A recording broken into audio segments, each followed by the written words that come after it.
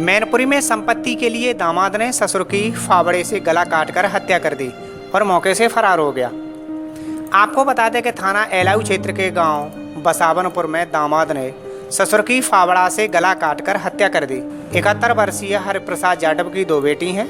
बड़ी पुत्री का पति मोहर सिंह बाहर रहकर नौकरी करता था, लेकिन लॉकडाउन में ससुराल आकर रहने लगा। परिजनों ने बताया कि वह शराब पीने का आदी था। आए दिन उसका ससुर हरप्रसाद से जमीन के बंटवारे को लेकर विवाद होता रहता था। वहीं हरप्रसाद छोटे दामाद गोविंद को अधिक सम्मान देता था। वह उसे बाइक खरीद कर देने वाला था। इससे मोहर सिंह को लगता था कि ससुर सारी संपत्ति छोटे दामाद और पुत्री के नाम करने वाला है।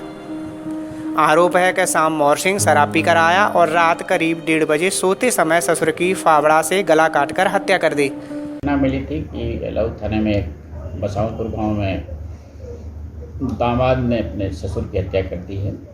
तत्काल फोर्स मौके पर पहुंची, सीओ सिटी और अन्य अधिकारीगण मौके पर हैं।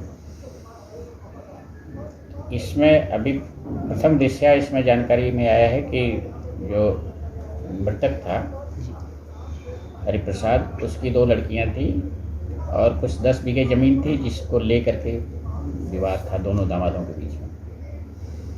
इसी पर जो एक दामाद जो कि कुछ दिनों से आकर के रह रहा था, मोहर सिंह नाम का है, उससे रात में कुछ विवाद हुआ। फिर उसने फावड़े से अपने ससुर की हत्या कर दी। इसमें अभियोग पंजीकृत है और आवश्यक कार्रवाई की जा रही है। सर, आरोपी गिरफ्तार हुआ है क्या?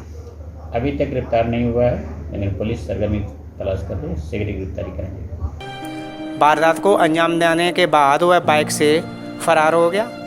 सुबह जानकारी मिलने पर सीओ सिटी अभय नारायण राय गांव पहुंचे। पुलिस ने सबको पोस्टमार्टम के लिए भेजा है। छोटे दामाद गोविंद सिंह की ओर से हत्या की रिपोर्ट दर्ज कराई गई है।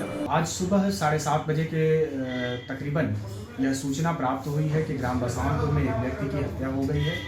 इस सूचना पर थाना अध्यक्ष एलाऊ, मैं थाना पुलिस के और मैं स्वयं वहां पर मौके पर हम लोग पहुंचे। वहां जाने पर एक व्यक्ति की बॉडी चारपाई पर मिली, जिस पर धारदार हथियार के प्रहार का निशान भी था। जब पता किया गया तो पता चला कि उस मृतक का नाम हरप्रसाद पुत्र विजयी है और वो उनकी 2 बेटियां थी, जिनमें से बड़ी बेटी का जो पति है मोहर सिंह, वो संपत्ति के बंटवारे को लेकर के इनसे नाराज रहता था, नाखुश रहता था।